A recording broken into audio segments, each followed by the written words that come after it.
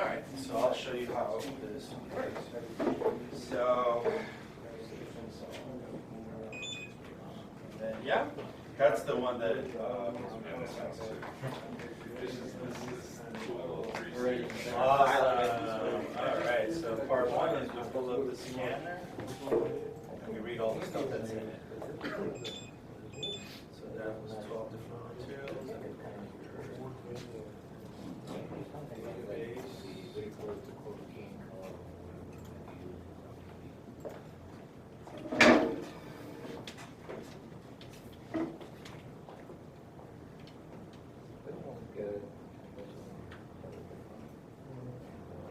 So you think like a screen, like a digital screen on this?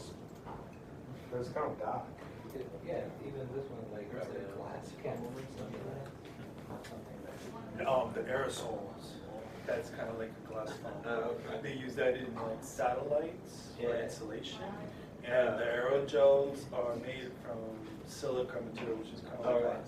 Yeah. There was some kind of glass phone that looked black, and I was like, oh. No, the size. Here? Because the No, screen is Oh, in there. broad. Yeah. It's inside the database somewhere. So of all the different things we scanned, they're all here. You see? So I'm gonna go ahead and save this today and call it.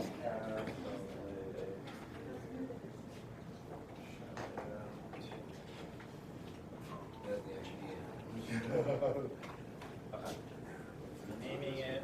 So you guys are saved here, right? All the different little materials that we scanned. Now it's saved. So I'm just gonna pop off a bunch of PDFs. And does somebody want to save all of them in a zip, and then you guys can share? If you don't have one, there's extra ones. Okay. So.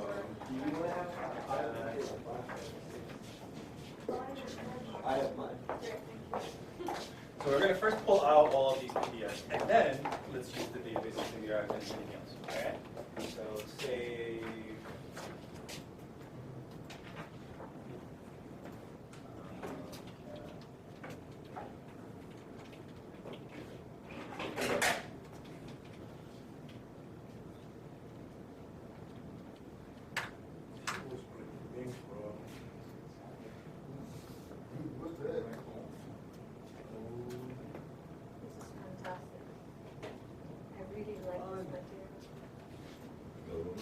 Yeah, because it's so porous and it's just like those stones. Yeah. You know, about the aluminum, I know that they can provide different kind of Sizes. The honeycomb structure can be, you know, larger or bigger. So we can. I was thinking for the furniture, we can actually make the entire furniture with it, like a big panel. We can actually shape it. That's what I'm saying, And, shape yeah. it. I'm But taking the picture right now of those rocks. It's And expensive though. Sorry. We had to pay $200 for a sample of it. We had to pay $200 for a sample of it. No. One panel was, I remember that when I made the railing for like this, maybe it was 1 inch, Oh, okay. 1 meter. Because ours was like It this was like big. a 500 euro, something like that. So it was expensive. Yeah. But how did you reconcile the issue of like dust collecting in there and stuff? Like, how would one clean it? You can just go there with a compressor. And breathe. I mean, this is what the island is, right? Rocks. Okay. So if these are the rocks of the island, we're looking at very porous materials. How can we translate this walls into materiality if you don't do grainy, if you don't talk about... That's why I think something that porous will help a lot. Okay. So why don't we play with that for a minute and see. So we talked about like a porosity, like porous stuff. So let me look up stone and see what happens first. These are straws.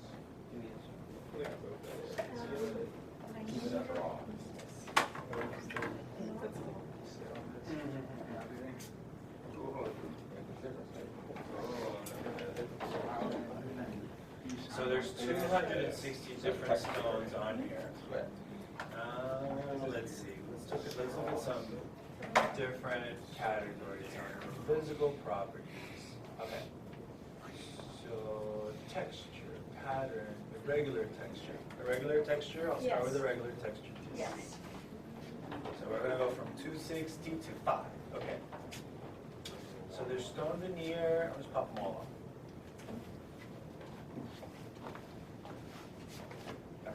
Those are the 5. Interesting, right? Look, see the naturals versus polymers versus ceramics. They're different. That's why I think it's kind of cool to start with that. And then I'm just going to save them to your collection, okay? Yes. We'll read them all in our own class. We don't have to. So the blackness Cool, right? of it. Yeah, the blackness of it is not always a positive thing either, right? Heat gain. So you can have some heat gain. And also porosity or this kind of rough texture isn't always good either because salt and moisture could kind of trap in there. And if there's no moss, if there's no fungus, if there's no like green growth on the island, then it's okay. But in other places where it's more humid, it might not be okay. Like this one, I can say, because it's a polymer, so you can color it as you want. But you can get all those different finishes in it. Yeah, that's cool. Okay, so, and when you guys get these, in the printouts, you'll see that it has a bunch of different categories and attributes and little properties and whatever. Play with that. Like, it's a way of you to, when it comes down to like, apart for you defending the massing of your thing and the design shape of it, then when you start talking about the materiality, plug these little key terms in. And people start going, oh, okay. You know, suddenly you are coming to it with data. So if you talk about something being sound diffusing and you're already starting to talk about the performance of it, you're going to get a better audience than not. Clients may not so much care about this. They just want to see how it looks. But when you have to satisfy everybody else, that might be the way to go. So Thing we have behind this Newspaper one. This is Google? What is look it? what it says.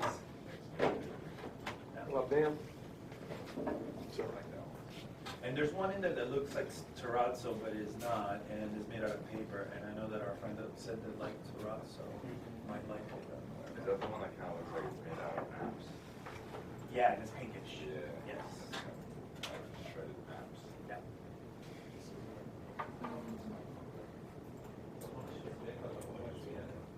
Okay. All right. So 5 additional ones. Do you want me to grab that of this?